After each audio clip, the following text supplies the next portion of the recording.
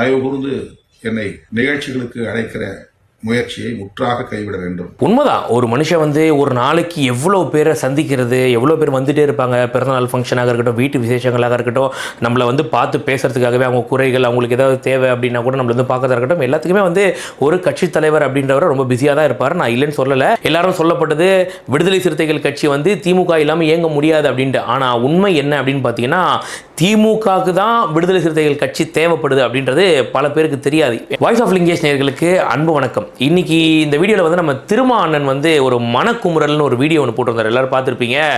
அந்த காணொலியை பார்த்து முடிக்கும் போது ஒரு சில அரசியல் நமக்கு தெரியப்பட்டது. அதாவது உண்மையிலேயே வந்து அவரோட தொண்டர்கள் வந்து இந்த அளவுக்கு அவருக்கு ப்ரெஷர் கொடுக்குறாங்க, ரொம்ப நெருக்கடி கொடுக்குறாங்க, அவருக்கு ஓய்வு இல்லை, ஒரு நிமிஷம் கூட தனிமை இல்லை அப்படின்லாம் அவர் பேசினார் அவர். பட் ஆனால் என்னை பொறுத்த வரைக்கும் அந்த வீடியோ பார்த்து முடிக்கும் போது அது தொண்டர்களுக்கான வீடியோவாக தெரியல. உண்மைதான், அந்த நெருக்கடி உண்மை தான். அந்த நெருக்கடி வந்து பார்த்தீங்கன்னா தொண்டர்களுக்கு கொடுத்த நெருக்கடி மாதிரி தெரியல, வேற ஒரு அரசியல் பின்புலம் இருக்க மாதிரி தெரிஞ்சது. நான் உங்ககிட்ட டீட்டெயிலாக இந்த வீடியோவில் சொல்கிறேன். சொன்னால் உங்களுக்கே புரியும் யாரோட நெருக்கடி என்னன்ட்டு.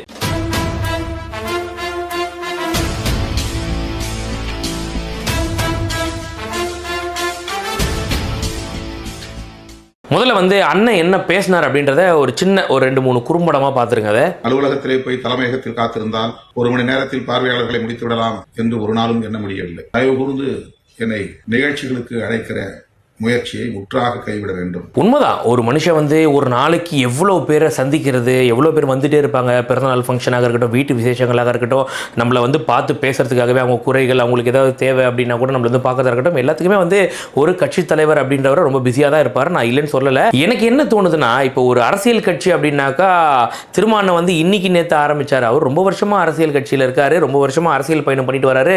அவர் தொண்டர்களை மீட் பண்ணுறதாக இருக்கட்டும், இன்னைக்கு நேற்று பண்ணல, ரொம்ப வருஷமாக பண்ணிட்டு இருக்காரு. ஏன் இன்னைக்கு இப்போ அதுவும் இந்த 2026 தேர்தல் நெருக்கத்தில் இப்படி ஒரு வீடியோ வரணும், மன அழுத்தம் அப்படின்னு சொல்லிட்டு ஏன் வரணும்? ஏன்னா நீங்கள் நல்லா பாருங்க, தமிழக வெற்றி கழகத்துடைய ஒரு மாவட்ட செயலாளர் நம்ம ECRP சரவணன் அவர்கள் இருக்கார் இல்லையா, சென்னை புறநகர் மாவட்ட செயலாளர்.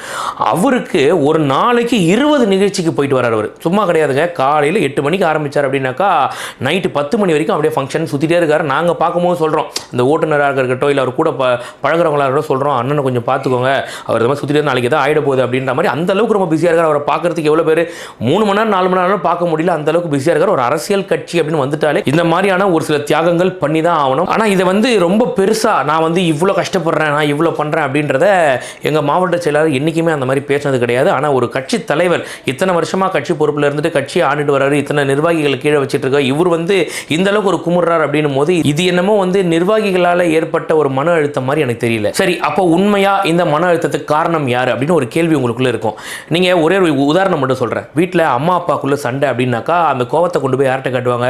இருக்க பசங்க கிட்ட தானே காட்டுவாங்க. அதே மாதிரி தான் இப்போ என்ன பண்ணியிருக்காங்கன்னா, இந்த திமுக கொடுக்கக்கூடிய அழுத்தம், நம்ம விடுதலை சிறுத்தைக்கு அண்ணன் திருமாவளவன் அவர்களுக்கு வந்து திமுக கொடுக்கக்கூடிய அழுத்தம், இந்த அழுத்தத்தை என்ன பண்ணுறதுன்னு தெரியாமல் அவங்கக்கிட்ட காட்ட முடியாமல் ஒரு காணொலியில், அந்த காணொலியில் வந்து பார்த்தீங்கன்னா அவரோட தொண்டர்கள் கிட்ட காட்டுற மாதிரி அவர் காமிச்சிருக்காரு. ஏன்னா நீங்கள் நல்லா ஒரு விஷயத்தை நோட் பண்ணணும். அது என்னன்னாக்கா, தளபதி அவர்களுடைய இந்த தமிழக வெற்றி கழகத்தோட முதல் மாநாடு இருக்குல்ல, அந்த இடத்துலேயே வந்து தளபதி அவர்கள் சொல்லிட்டாரு, கூட்டணிக்கு யார் வேணாலும் வரலாம், அவங்களுக்கு நம்மளோட ஆட்சி அதிகாரத்தில் பங்கு இருக்குன்னு சொன்ன உடனே பார்த்தீங்கன்னா திருமா அவர்கள் வந்து இது திரைமறைவில் பேச வேண்டியது, எதுக்கு ஓப்பனாக போட்டு உடைக்கிறார் அப்படின்னும் போது ஒரு விஷயத்தை பற்றி அது ஓப்பனாக பேச வேண்டாம், நீங்கள் வந்து சீக்கிரட்டாக சொல்லுங்கள் அப்படின்னாக்கா அப்போ அந்த விஷயத்தில் உங்களுக்கு ஏதோ ஒரு ஐடியா இருக்குதுன்னு அர்த்தம். ஸோ இதை எல்லாருமே ஸ்மெல் பண்ணுவாங்க. இதெல்லாம் புரிய முடியாத அளவுக்கு கூடவா ஒரு தத்தியாக இருப்பாங்க நம்ம திமுக காரங்க. அப்போ என்ன பண்ணுறாங்கன்னா, எங்கே இவர் போயிட போகிறாரு, எங்கே இவங்க 2 பேரும் மீட் பண்ணால் சேர்ந்துட போகிறாங்க அப்படின்னு சொல்லிட்டு தான் இந்த அம்பேத்கர் புத்தக வெளியீட்டு விழாவில் கூட இவரை அப்படியே கலந்துக்கவே விடாமல் வெறும் ஆதரவு மட்டுமே அமுச்சு விட்டாங்க. விடுதலை சிறுத்தைகள் தலைவர் திரு தொல் திருமாவளவன் அவர்கள் அம்பேத்கர் அவர்களுடைய புத்தக வெளியீட்டு விழாவிற்கு கூட அவரால் கலந்துக்க முடியாத அளவிற்கு கூட்டணி கட்சிகள் சார்ந்து எவ்வளவு பிரஷர் இருக்கும் என்று என்னால் யூகிக்க முடிந்தாலும் நான் இப்ப சொல்றேன், அவருடைய மனசு முழுக்க இன்னைக்கு நம்மளோட தான் இருக்கும். அதுக்கப்புறம் கூட நம்ம ஆதவ அர்ஜுனா அவர்கள் வந்து தமிழக வெற்றி கழகத்தில் சேரார் அப்படின்னு ஒன்று முதல்ல அவரை வந்து போயிட்டு வா சந்தோஷமாக இரு அப்படின்னு சொல்லி அனுப்புனது யாருன்னா நம்ம திருமாவளவன் அவர்கள் தான். ஏன்னா வந்து அவருக்கு என்றைக்குமே தமிழக வெற்றி கழகத்து மேலே எந்த ஒரு காழ்ப்புணர்ச்சியும் கிடையாது, எந்த ஒரு விமர்சனமும் கிடையாது. பட் எல்லாமே திமுக கொடுக்கக்கூடிய இந்த அழுத்தம், அந்த அழுத்தத்தால் ஏற்பட்டது தானே எல்லா விஷயங்களும். இன்னுமே வந்து பார்த்திங்கன்னா அவர் கட்சியை அவர் விருப்பத்துக்கு எதையுமே டிசைட் பண்ண முடியல. ஈவன் நீங்கள் இந்த ஆதவ அர்ஜுனா அவருடைய விஷயத்தில் கூட பாருங்கள், நீங்கள் அவரை வந்து கட்சியை விட்டு ஒரு 6 மாதம் நீக்கிறாங்க அப்படின்னாக்கா திருமாவளவன் அவர்களாக வந்து நீக்கவே கிடையாது. திமுக காரங்க சொல்லி ப்ரெஷர் போட்டு அதனால் வந்து நீக்கம் செஞ்சது தான் ஆதவர்ஜுனா. அதுக்கப்புறமா இதுவே ஒரு சாக்கா வச்சு அவர் இங்கே போய் சேர்ந்துட்டார். ஸோ நான் என்ன சொல்ல வரேன்னா, ஆதவர்ஜுனா அவர்களை நீக்கினது கூட திமுகவுடைய அந்த ப்ரெஷர்னால தான் நடந்துச்சு அப்படின்னு சொல்ல வரேன். இப்போ ரீசெண்ட் டைமாகவே நீங்கள் பார்த்தீங்கன்னா இதே பிசிக கட்சியில் இருக்கக்கூடிய அந்த நிர்வாகிகளே வந்து அவரை கேள்வி கேட்க ஆரம்பிச்சிருக்காங்க. இந்த மாதிரி நீங்கள் என்னமோ திமுக இல்லைன்னா நம்மளால் இயங்க முடியாது அப்படின்ற மாதிரிலாம் சொல்கிறாங்க அப்படின்னு நிறைய பேர் வந்து அவர்கிட்ட வந்து கேள்விகள் கேட்கறதாவும் இந்த காணொலியில் அவரே சொல்லியிருக்காரு. ஏதோ நாம் திராவிட முன்னேற்ற கழகத்தை மட்டுமே நம்பி கிடக்கிறோம், அவர்களை நத்தி கிடக்கிறோம் என்பதை போன்ற ஒரு தோற்றத்தை உருவாக்குகிறார்கள். இல்லை, எந்த ஒரு முடிவையுமே அவரால் எடுக்க முடியல. அதாவது எந்த ஒரு முடிவு எடுக்கணும் அப்படின்னாலுமே அதுக்கு திமுக வந்து சார்ந்து தான் இருக்கணும். அவராக ஒரு போராட்டம் பண்ணணும்னு நினைக்கிறாரு, ஒரு மது ஒழிப்புக்காக ஒரு போராட்டம் பண்ணுறாரு. அந்த மது ஒழிப்பு போராட்டத்துக்கு உடனே மறுநாளே போய் அந்த போராட்டத்தை கைவிட்டுட்டு முக ஸ்டாலினை போய் பார்க்குறாரு. அவர் பார்த்துட்டு எதுவுமே நடக்காத மாதிரி ரெண்டு பேரும் அப்படியே கை கொத்துட்டு போகிறாங்க. ஸோ என்னன்னா இப்போ அவர் வந்து இப்போ ஒரு போராட்டம்னு இறங்கி வராரு. அப்போ இதில் அவரோட நிலைப்பாடு என்ன அப்படின்னாக்கா அந்த நிலைப்பாடை கடைசி வரைக்கும் அவர் சொல்ல விடாமல் தடுக்கிறது திமுக கட்சி. இப்போ என்னன்னா நாளைக்கு யாராக இருந்தாலுமே சரி, இப்போ ஒரு விடுதலை சிறுத்தை கட்சியில் ஒருத்தர் இருக்கான், இப்போ தமிழக வெற்றிகரத்தை ஒருத்தர் இருக்கான், ரெண்டு பேரும் நண்பர்களாக இருக்காங்க. பேசும்போது கூட பார்த்தீங்கன்னா அவங்களுக்குள்ள ஒரு உரையாடல் இருக்கும்ல, என்னது இது உங்கள் கட்சி தலைவர் வந்து எதையுமே சுயமாக முடிவெடுக்க மாட்டார், எல்லாத்தையும் மேலகிறவன் பார்த்துப்பான்னு கேட்டு வராருன்னு கேட்டால் அவனுக்கு அசிங்கமாக இருக்குமா இல்லையா? அந்த அசிங்கத்தோட வெளிப்பாடு தான் இன்றைக்கி எல்லாரும் போய் அண்ணன் திருமாவர்கள்கிட்ட போய் கேட்குறாங்க. அவர் வந்து திமுக எல்லாமே இயங்க முடியாதெல்லாம் கிடையாதுன்னு அவரே ஓப்பன் ஸ்டேட்மெண்ட் கொடுத்துருக்காரு. நமக்கு வந்து கேட்கறதுக்கு ரொம்ப சாதாரணமாக இருக்கும். அதாவது திமுகவோட ப்ரெஷர் அப்படின்றது சாதாரணமாக இருக்கும், ஒரு ப்ரெஷர் போடுறாங்க அப்படின்ட்டு. ஆனால் அதை அனுபவிக்கிறவனுக்கு மட்டும்தான் தெரியும் அது எந்த அளவுக்கு ஒரு அழுத்தம் கொடுக்கும் அப்படின்னு சொல்லிட்டு. அந்த ஒரு அழுத்தம் வந்து நம்ம திருமாவளவனுக்கு எந்த அளவுக்கு இருக்குன்றத என்னால் வாய் வழியாக சொன்ன ஒரு சிலர் கேட்க முடியாத. நீங்கள் ஒரு உதாரணம் மட்டும் சொல்கிற பாருங்க, திமுகலேருந்து நம்ம தமிழக வெற்றி கழகத்துக்கு சேர்ந்த ஒரு சிலர் இருக்காங்க, நான் பேரை குறிப்பிட விரும்பல, ஒரு பெரிய போஸ்டிங்கில் தான் இருக்கார் அவர். ஸோ அவர் வந்து பார்த்தீங்கன்னா ஒரு பிஸ்னஸ் ஒன்று பண்ணிட்டு இருக்காரு, இந்த கன்ஸ்ட்ரக்ஷன் ஃபீல்டில் ஒரு பிஸ்னஸ் பண்ணிட்டு இருக்காரு. அவர் வந்து பார்த்தீங்கன்னா இப்போ திமுக விட்டு வெளியில் இந்த தாவேக்கால சேர்ந்ததுக்கு அப்புறமா அந்த ஃபீல்டை கண்டினியூ பண்ண முடியுதான்னு கேட்டால் முடியல. எல்லா இடத்துலையுமே அவருக்கு அழுத்தம் கொடுக்குது பயங்கரமாக. அவர் போகிற இடத்துல அவருக்கு கான்ட்ராக்ட் கிடைக்க மாட்டேங்குது, எல்லா இடத்துலையுமே ரொம்ப ப்ரெஷர் அவர் அப்படியே அவரால் ஃபீல் பண்ண முடியுது. இந்த மாதிரி வந்து ஏன் இப்படி பண்ணுறாங்கன்னு தெரியலையே. ஸோ ஒரு சாதாரண ஒரு கவுன்சிலர் பதவியில் இருக்கக்கூடிய ஒரு நபர் அவருக்கே இந்த அளவுக்கு ஒரு அழுத்தம் அப்படின்னா ஒரு கட்சி தலைவர் அவர் லெவலுக்கு எந்த அளவுக்கு ஒரு அழுத்தம் இருக்கும் யோசிச்சு பாருங்க நீங்கள். அது சரி, ஒருத்தர்கிட்ட ஆதாரம் இருக்குது அப்படின்னு தெரிஞ்சுட்டு எங்கே இவனை சும்மா விட்டா எல்லாத்தையும் பரப்பிடுவான்னு சொல்லிட்டு அவர் வீட்டில் போலியா துப்புரவு பணியாளர்கள் அப்படின்னு சொல்லிட்டு ஆட்களை செட் பண்ணி வீட்டில் கொண்டு போய் மலத்தை கொட்டி அவர் வீட்டுக்கு சீல் வச்சு அவர் கோர்ட்டு கேஸ்னு அலைய விட்டு மனுஷன் லோல் பட்டு லொங்க அழிஞ்சு போனது தான் மிச்சம். அந்த அளவுக்கு பண்ணவங்க திமுக. அப்போ மற்றவங்களாம் அழுத்தம் கொடுக்க மாட்டாங்களே, என்ன யோசிச்சு பாருங்க. ஏன் இவ்வளவு பண்ணாங்க? ஏன்னா அவர் வேற கட்சிக்காரர், வேற கட்சியை வந்து ஆதரிக்கிறாரு, நம்ம கட்சியை விமர்சிக்கிறாரு. அப்போ நாங்கள் இதெல்லாம் பண்ணுவோம். ஆனால் எங்கள் கட்சியில் இருக்கவங்களே நாமம் பட்ட நிற்கிறது படுக்கிறது அப்படின்லாம் பேசினாங்கன்னா எந்த நடவடிக்கையும் எடுக்க மாட்டோம். என்ன கேடுகட்ட ஆட்சி இல்லை இது எப்பா. ஓகே, எங்கே ஆரம்பிச்சு எங்கே போயிடுச்சு பாருங்க கடைசியில். இது coming to the point your honour. அதாவது இப்போ வரைக்கும் பார்த்தீங்கன்னா எல்லாரும் சொல்லப்பட்டது விடுதலை சிறுத்தைகள் கட்சி வந்து திமுக இல்லாமல் இயங்க முடியாது அப்படின்ட்டு. ஆனால் உண்மை என்ன அப்படின்னு பார்த்தீங்கன்னா திமுகவுக்கு தான் விடுதலை சிறுத்தைகள் கட்சி தேவைப்படுது அப்படின்றது பல பேருக்கு தெரியாது. ஏன்னா நான் ஒரே ஒரு கேள்வி மட்டும் கேட்குறேன், இப்போ நான் சொல்கிறது பொய் இல்லை அப்படிலாம் கிடையாதுங்க. பெரிய கட்சி யாருன்னா திமுக தாங்கன்றீங்கல்ல, உண்மையிலேயே பெரிய கட்சி யாருன்னா விடுதலை சிறுத்தைகள் கட்சி தான். ஏன்னா விடுதலை சிறுத்தைகள் கட்சி இல்லாமல் திமுகவால் இயங்க முடியாது, ஆனால் திமுக இல்லாமல் இவங்க இயங்க முடியும். சரி, இவ்வளோ சொல்கிறீங்கல்ல, ஒரே ஒரு பெட்டு மட்டும் கட்டுறேன் நான். இவங்க பெரிய ஆண்ட கட்சி 70 வருஷம் அந்த பரம்பரை இந்த பரம்பரைன்னு பேசுகிறாங்க இல்லை இவங்க. ஒரே ஒரு எலெக்ஷன்லேயே கூட்டணி இல்லாமல் நிற்க சொல்லுங்கள் பார்க்கலாம். திமுகவாக இருக்கட்டும் அதிமுகவாக இருக்கட்டும் யாராக இருந்தாலும் சரி பரவாயில்ல, வெறும் ஒரு எலெக்ஷனில் எந்த ஒரு கூட்டணியும் வேணா பண்ணாங்க, தனிச்சு போட்டிடுறப்பா சொல்லுங்க பார்ப்போம். முடியாது. ஏன்னா வந்து இத்தனை வருஷமாக அவங்க வந்து இத்தனை எலெக்ஷனாக வந்து அடுத்தவங்க முதல்ல ஏறி சவாரி செஞ்சே பழகிட்டாங்க. அப்புறம் இப்படி தனியாக நிற்பாங்க அவங்க.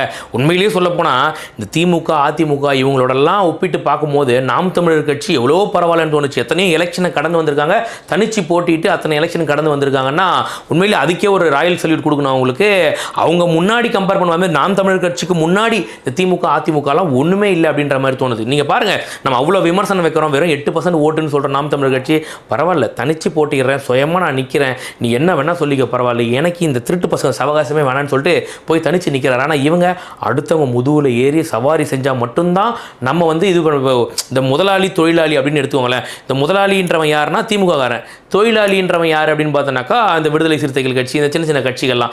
முதலாளி என்றைக்குமே முதலாளியாக இருப்பான், இன்னும் பல தொழில் தொடங்கிட்டு போயிட்டே இருப்பான். ஆனால் இந்த தொழிலாளி கடைசி வரைக்கும் அவன் வந்து அந்த லோ லெவல்லே தான் இருப்பான். அவனால் மேலே என்றைக்குமே வரவே முடியாது, வர விட மாட்டாங்க. அப்படி வந்துட்டான்னா கேள்வி கேட்பான்ல. ஸோ அவனுக்கு என்ன அழுத்தம் கொடுக்க முடியுமோ அந்த அழுத்தத்தை கொடுத்து அவனை அங்கேயே வச்சுப்பாங்க. அதுக்கு மாறாக என்ன பண்ணுவாங்க, ரொம்ப எல்லாரும் கேள்வி கேட்ட போகிறாங்கன்னு ஒரு யூனியன் லீடர் அப்படின்ற மாதிரி சும்மா ஒரு போஸ்டிங் தூக்கி கொடுப்பாங்க. அந்த மாதிரி தானே நம்ம அண்ணனுக்கு எம்பி சீட்டு கொடுத்து வச்சுருக்காங்க. புரியுதா இல்லையா எல்லாமே? ஸோ இவங்க மேலே இருக்கவங்க ஆண்டுகிட்டே தான் இருப்பான். ஆனால் இவங்க பார்த்தீங்கன்னா இந்த தொழிலாளிகள் இல்லாமல் இவன் முதலாளி ஆயிருக்க முடியாது. ஆனால் இன்னைக்கு பார்த்தீங்கன்னா அப்படியே நிலவரம் மாதிரி அவன் இல்லைன்னா இவன் இருக்க முடியாதுன்ற மாதிரி மாற்றிட்டாங்க நம்ம ஆளுங்க. இறுதியாக நான் சொல்ல வேண்டியது என்ன அப்படின்னு பார்த்தீங்கன்னா, அண்ணனோட வீடியோவெல்லாம் பார்த்ததுக்கப்புறமா அண்ணன் தான் முடிவெடுக்கணும், எங்கே இருக்கணும் எங்கே இருக்கக்கூடாது. தனிச்சு போட்டிட்டா கூட சுயமாக நான் நிற்கிறேன் அப்படின்னு அப்படி கூட வந்துடலாம், பரவாயில்ல. ஏன்னா இன்னைக்கு இப்போ இருக்க காலகட்டத்தில் திமுகவோட பேர் பயங்கரமாக வந்து டேமேஜ் ஆகி போயிருக்கு. ஏன்னா போலி வாக்குறுதிகள், எந்த துறையிலையும் ஊழல், எல்லாத்துலேயும் ஊழல். ஸோ ஊழல் இல்லாத துறையே இல்லைன்ற மாதிரி அவங்க எது எடுத்தாலும் எல்லாத்தையுமே வந்து பார்த்தா விமர்சனமாக போயிட்டு இருக்கு. உண்மையை சொல்ல போனால் விடுதலை சிறுத்தைகள் கட்சி திமுக கூட இருக்க அந்த ஒரே காரணத்தால் மட்டும்தான் இப்போ அவங்களோட பேரும் வந்து ஸ்பாயில் ஆகிட்டு வருது. நீங்கள் ஐயா, நாங்க நீங்க நினைக்கிற மாதிரி பெரிய போராட்டம் எல்லாம் பண்ணல. நாங்க ஒரு ஓரமா கோஷம் போட்டு சென்று விடுவோம். ரயிலை மறிக்கணும், அது தலைமை போட்ட உத்தரவு. நாங்க உங்களுக்கு எந்தவித சிரமமும் கொடுக்காமல் சென்று விடுவோம் என குட்டி சிறுத்தை பேசிய வார்த்தைகள் தான் போலீசாரின் நெஞ்சை கலங்கச் செய்தது. பார்த்தீங்கன்னா அது திரும்ப அன்னைக்கு பேசுனது திரும்ப இன்னைக்கு பேசுனது எடுத்து போட்டு அப்படியே வைரல் பண்ணிட்டு இருக்கான். உண்மையிலே சொல்லணும்னா தொண்டர்கள் எல்லாம் போய் திருமாவளவனை போய் கேள்வி கேட்கறதுக்கு இதுவும் ஒரு காரணம். நம்ம மக்கள் வந்து வைரல் பண்ணி விட்டாங்க. திருமாவர்கள் அன்னைக்கு பேசுனது இன்னைக்கு பேசுனது திமுகவை பற்றி பேசாதீங்க அப்படின்னது, திமுகவை பற்றி ஏன் பேசக்கூடாதுன்னு சொன்ன மாதிரி ஒரு கம்பேரிசன் இருக்குல்ல, இதெல்லாம் எடுத்து போட்டதுக்கப்புறம் யாருக்காக இருந்தாலுமே சரி வெளியில் போய் தலை காட்டுறது கொஞ்சம் கஷ்டமாக தானே இருக்கும். என்ன அன்னைக்கு இப்படி பேசுகிறோம் இன்னைக்கு இப்படி பேசுகிறோமேன்னு சொல்லிட்டு திமுகவை தவிர மிச்சம் எல்லா கட்சிகளுக்குமே அது வந்து ஒரு அசிங்கமாக தான் இருக்கும். திமுக ஆட்சிக்கு வந்தால் கூட்டணி ஆட்சி உண்டா இல்லையா? அதற்கு திமுக தரப்பில் சொன்ன பதில் அந்த பேச்சுக்கே இடமில்லை. ஓட்டு கேட்க வேண்டும், தமிழ்நாடு முழுவதும் 234 தொகுதியிலும் பிரச்சாரம் செய்ய வேண்டும். இவை எல்லாம் செய்வதற்கு கூட்டணி கட்சிகள் வேண்டும். தேர்தலில் வெற்றி பெற்றால் ஆட்சியில் அவர்கள் மட்டும்தான். இதுதான் ஜனநாயகமா? திராவிட முன்னேற்ற கழகத்தோடு இணைந்து நின்றால்தான் பிற்போக்கு சக்திகளை முறியடிக்க முடியும். இதுதான் விடுதலை சிறுத்தைகளின் அரசியல் உத்தி. ஏன் சொல்றேன் அப்படின்னு பார்த்தீங்கன்னா, உண்மையிலே சொல்றேன், டாஸ்மாக வந்து நடத்துறது இந்த அரசாங்கம் திமுக அப்படின்றது அண்ணனுக்கு தெரியாத திருமாவர்களுக்கு. அவரோட கூட்டணி இருக்கும்போது எதுக்காக போய் ஒரு போராட்டம் நடத்தணும்? அப்போ இவருக்கு வந்து நல்லது செய்யணுன்ற எண்ணம் இருக்கு. ஆனால் அந்த நல்லதை செய்ய விடாமல் பண்றது தான் இந்த முதலாளிகள். அதாவது யாருன்னா நம்ம திமுக கட்சிக்காரங்க. ஸோ இதை வந்து அண்ணன் தான் கடைசியில் முடிவெடுக்கணும் என்ன பண்ண போறாருன்னு. ஆனால் ஒரே ஒரு விஷயம் மட்டும், மக்களுக்கு ஒரு சீக்ரெட் மட்டும் சொல்றேன். 2026 தேர்தலுக்கு முன்னாடி, அதுவும் இந்த டிசம்பர் மாதம் பல கூட்டணிகள், பல அரசியல் கட்சிகளோட உண்மை முகம் வெளியே வரும். பல பேர் வந்து கூட்டணிகள் மாறப்போகுது, பல சம்பவங்கள் நடக்க போகுது. பாருங்க பொறுத்திருந்து.